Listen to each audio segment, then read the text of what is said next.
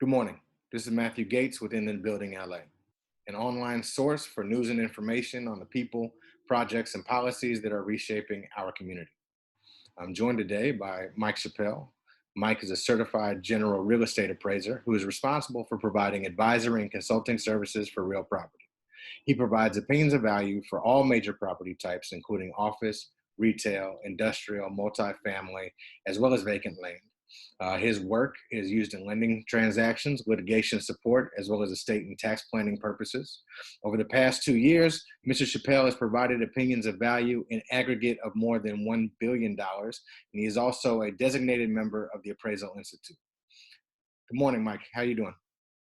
I'm doing well. How are you, Matt? Outstanding, brother. No complaints. Safe and sound. Before we get started, I just wanted to see how you and the family are adjusting to this new reality. Things are well. Thank the Lord. We're healthy. The kids seem to have adapted to their new reality of online learning and their new normal. It's just a matter of keeping everybody active and maintaining our sanity for the time being. That's it. That's the trick. Definitely. Well, let's jump right into it. Do me a favor. I think for most of our audience, we've never even really heard the term appraiser. So if you could just quickly kind of explain exactly what an appraiser is, who uses them, and maybe how appraisers look at the market differently than say, the people that we normally get our information from, which would be like a real estate agent. Got it. So there's basically two sectors of appraisal, especially for real property. You have your residential appraiser. I think that's the one most people have their day-to-day contact with, and they facilitate or provide opinions of value to facilitate the sales of single-family homes. So they come through, they'll look at the comps in the neighborhood, and they basically either say yay or nay to the negotiated sale price between the buyer and the seller. And once the lender signs off on that, the transaction generally goes off without a hitch. My area of expertise is more on the commercial side of things. Okay. Like you said earlier, I'm a generalist, so my main focus is on all of the four major property types: land, retail, industrial, and multifamily. And it's basically the same. We provide the same function. A lot of lending deals. So basically, you have a buyer or seller come together. They negotiate a price, and generally, they'll put debt on the transaction. So a lender generally wants a third party to come in just to validate that the sales price is reasonable. And that's where we go out. We'll look at the sales of comparable properties, and then we look at the income stream that the property produces. And then we kind of compare those to just different market comparables. Okay. And no, go ahead. Oh, so when you ask for the major differences between what we do as appraisers and versus what a real estate agent does, a real estate agent is more about actually sales. They're trying to close a transaction. They're trying to sell a product. So their opinions of value are based on what the highest yield they can get for their client is in the market. Whereas an appraiser is everything we do and everything is based on fact and data points. Generally, because we're so based on what the sales in the area have been and what rents have been, we're a little bit, we take into account, for, what the property can achieve, but we're more or less concerned on what the property is sold for. Okay, and what's the difference? Why do you look at why do you lean heavier into past versus projected? Because of what's known versus the unknown. I mean, for lack of a better way to explain it, the opinion of value does take into account of the future projections of revenue, but we want to, I guess we put heavy weight on what the property has been able to achieve up until this point. Whereas if it's a value add deal, if I'm a broker, I come to you and I say, you can buy this property and increase rents 5 to 6%, right? Yeah. So as an appraiser, I'm going to go back and I'm going to look at what rent growth has been over the last 3 years to see if that's feasible. And then I'm going to take into account what's happened in the market to this point, and I'll make my decision that way.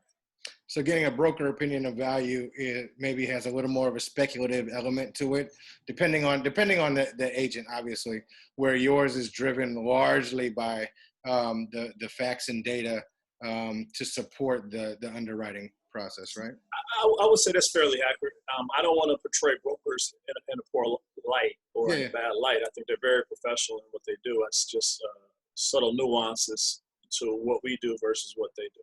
Got it. And so, in order to become an appraiser, is that can I take a couple classes and go ahead and get certified, or what's what amount of time did you have to personally invest in learning your craft and becoming certified through your governing body, and to really be deemed as an expert in valuation?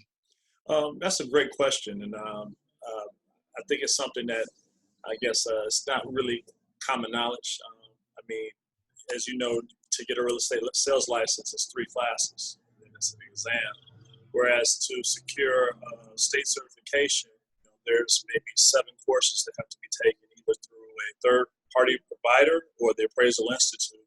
And then you have to, which depending on how quickly you can go through, can take possibly 3 to 5 years, because there's an experience component. You have to have so many hours of that you've actually completed reports that go into it. And I want to say, if I'm not mistaken, it was 3,500.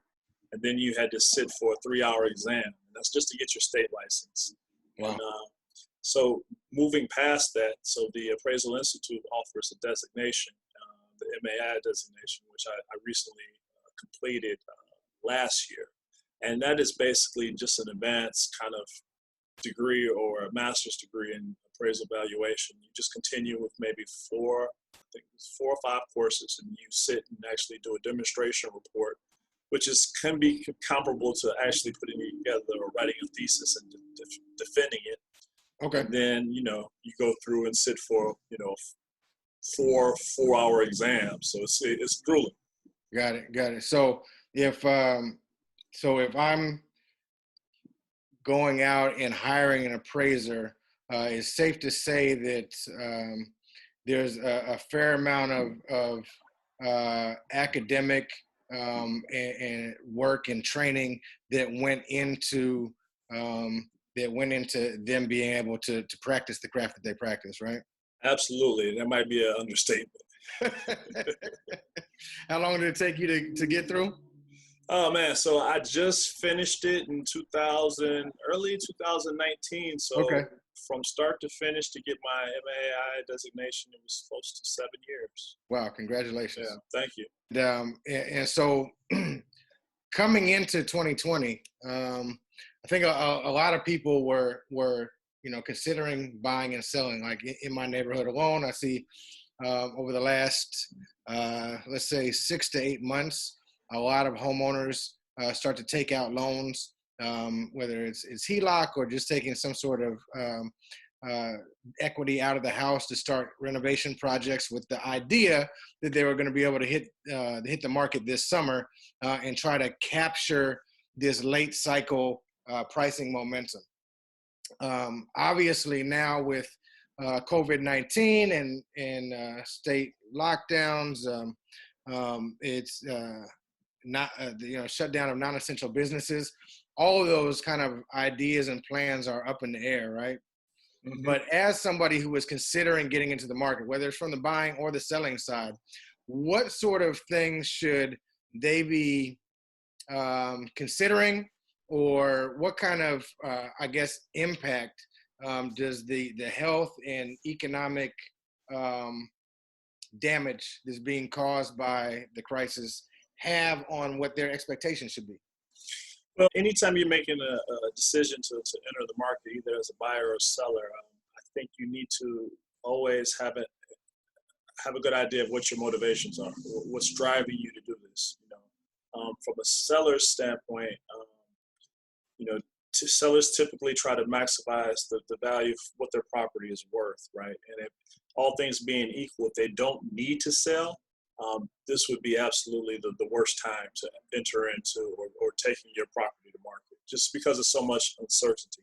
And again, if you're a buyer as well, what are your motivations? If you're buying a piece of property thinking that you're going to be able to, increase the value in a 6 to 1 year window, either as a flip or as adding value through increasing rents, so to increase your NOI, that's not going to happen. I mean, that's just the reality of the situation. I think there's been a lot said on the news. I watch Bloomberg and CNBC just as much as you. I've been trying to pay attention to the information coming from some of the big brokerage houses such as Cushman and CBRE. Mm-hmm. And at the end of the day, my takeaway is no one knows. There's been a lot of speculation as to, when you step back and look at the economy before this happened. I mean, the fact was, fundamentally, the economy was strong. I mean, everything was humming. The stock market was roaring. Record low unemployment. I mean, wage growth was kicking in. And overnight, we've seen the exact opposite happen. And, so some people take the fundamentals of the economy pre-COVID-19 as an indication of, once the economy opens up, it should come roaring back to life. That's where you hear all this talk about the V shape. And there might be some truth to that, but I think it really comes down to how quickly they can get a grasp on the virus. I mean, if you look at the data that shows the flattening of the curve, this happened as a result of social distancing and everybody staying at home.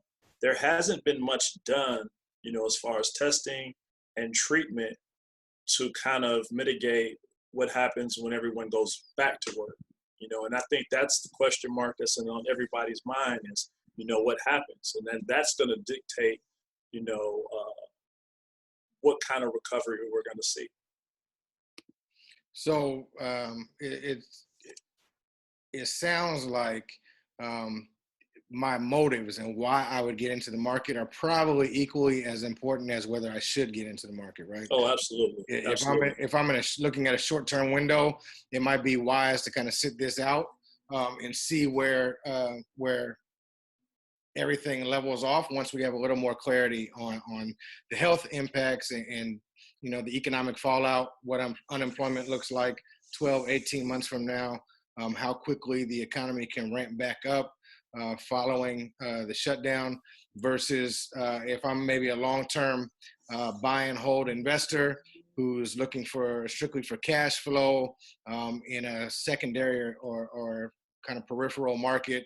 The value may be there right now, depending on any number of other factors, right? You're 100% right. I mean, if you're a short-term buyer, and when I say a short-term buyer, I'd say anybody that looks to hold a property, let's say call it 4 years or less, right? If you were to enter the market right now and try to purchase, you've heard the analogy of catching a falling knife. I mean, No.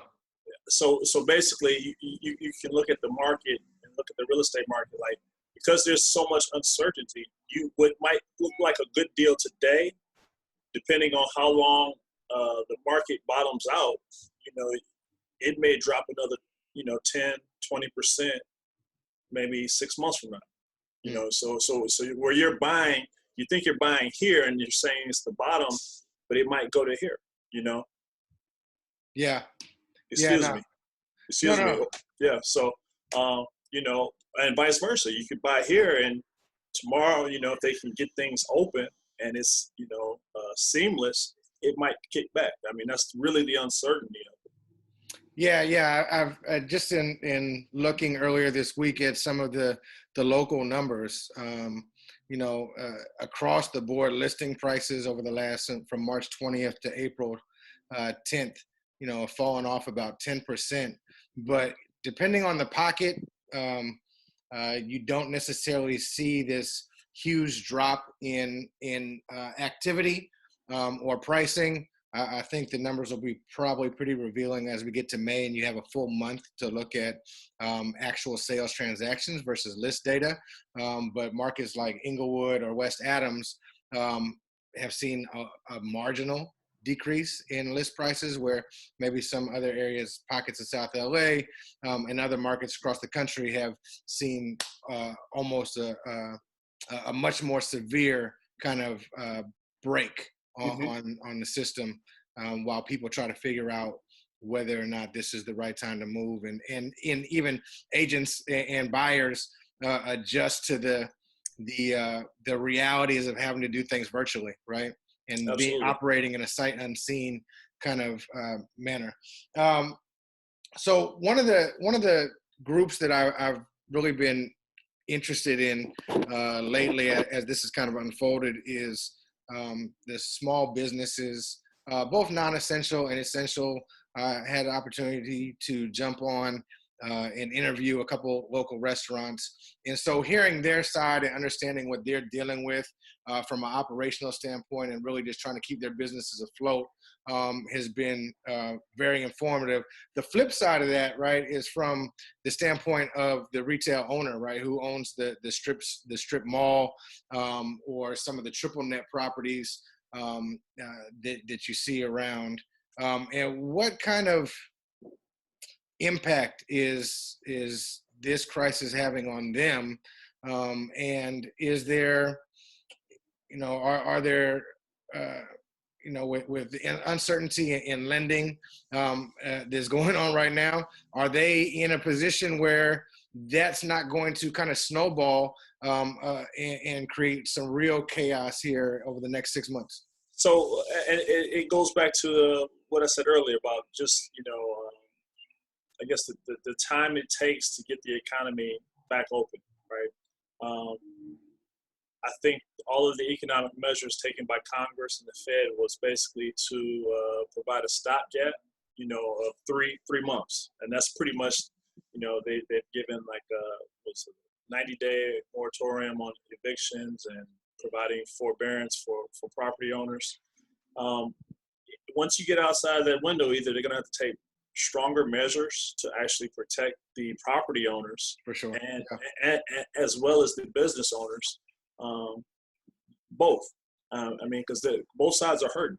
Um, you know, just looking at it from a small business owner, it's the from what I understand, the PPP, that system of tapping into that financing, was pretty difficult, and Yes. it kind of it's they exhausted the amount of money for that loan, and I'm not sure they even actually touched a half of the demand needed. No, that's So a I would small percentage. exactly. So when you start to take that into account, are they really are the people that need the help getting it? Mm. And as a small business owner, let's say that's great. I can't get evicted for 3 months, right? And let's just say my rent is $1,000 a month, right? So come the fourth month, I got to pay 3 months of back rent on top of what's owed for that. I mean, who can catch up that way? It's, You know, it's not realistic. it's really not. And so I would hope that a lot of the property owners take that into account and actually maybe restructure, because as a landowner, if I have that kind of tenant, I have to look at it this way: is it better to have a quality tenant in place, Yes. that that's run into some hardship, no fault of their own, or is it more beneficial for me to put them out and then try to go to market and find a better tenant? I mean, you're not going to find a better tenant in this market, and how long is it going to take to secure it? So the property owner is really left with bad options all the way around. I mean, it's kind of having a cascading effect all the way through it, right? Um, so there's no easy answers to it. I think you'll see a lot of the talk of forbearance, basically, and that's for the adding on what's owed on their mortgage payment, to the back end of the term. But for a renter, a renter doesn't have that as a possibility, Right. Unless the landlord and the tenant can come together and negotiate something. Yeah. No, it's definitely crazy. I was on a call or a webinar yesterday with Cushman and Wakefield and their property management group that they work with, Pinnacle, talked about, of the 5,000 units that they had, they had a relatively small amount of delayed Mm-hmm. payments. Mm-hmm. That was for April, right? Yeah, I feel like they were in the 10% range, Yeah. where they typically hover around 3. Mm-hmm. And so their delinquencies weren't huge. And they were basically saying that it's in our best interest as an operator to figure out some sort of payment plan or to work with our tenants, because going out into the open market, first of all, going through the process of an eviction, and then once folks are out, again, the uncertainty of knowing whether or not you're going to be able to lease up that space at the rents that you were previously charging, or how long you're going to have to sit vacant.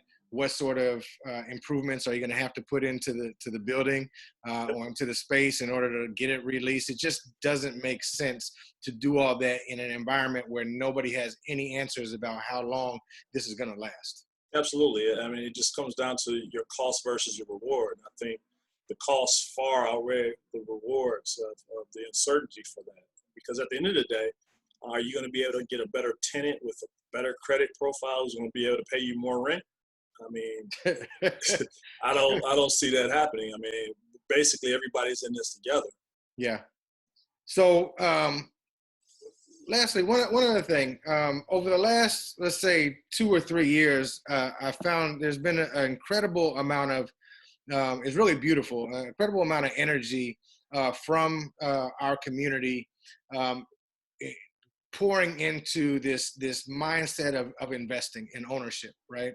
And really trying to level up,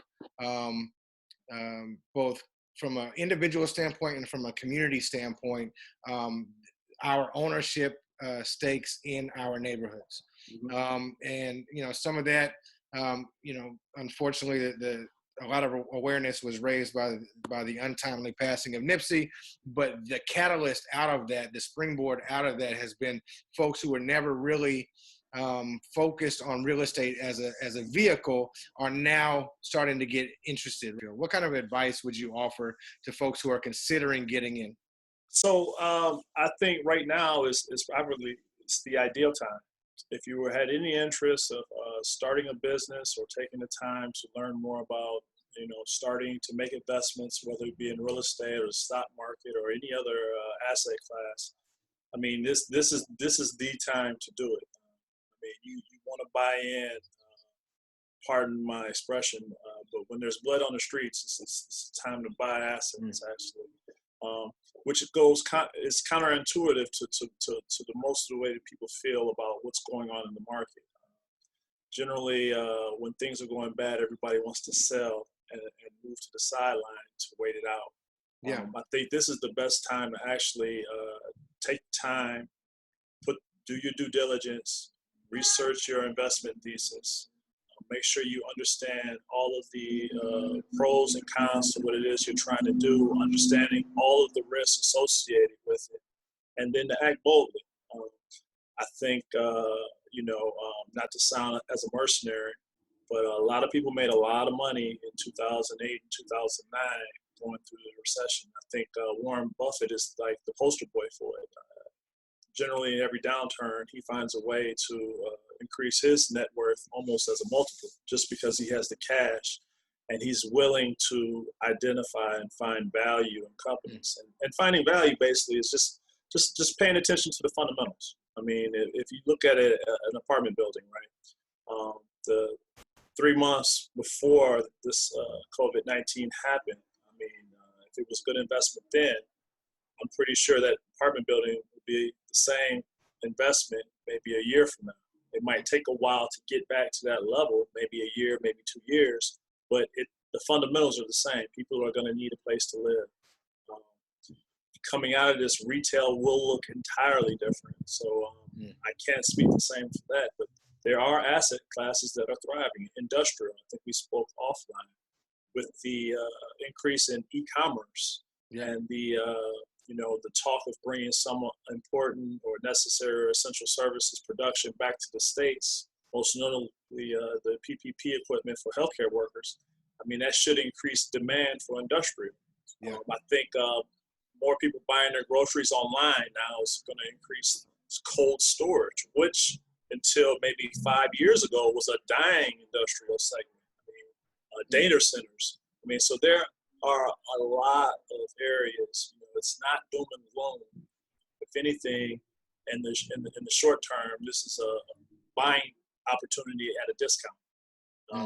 Now, when you enter the market, is the question. Like I said, just trying to figure out, where the bottom is and when things happen.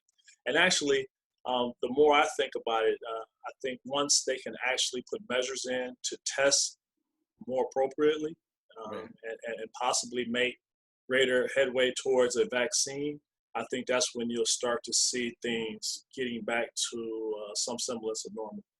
Yeah, I think that's the critical piece is the healthcare piece, because without that, it could be stops and starts, and that ultimately doesn't serve anybody well. So I think a false start actually would just exacerbate the problem more so. I mean, it just compounded. Yeah. Well, hey, Mike, I appreciate your insights this morning, and thank you for sharing your knowledge. Where can people reach you if they have any other questions? Best way to reach me is actually by email.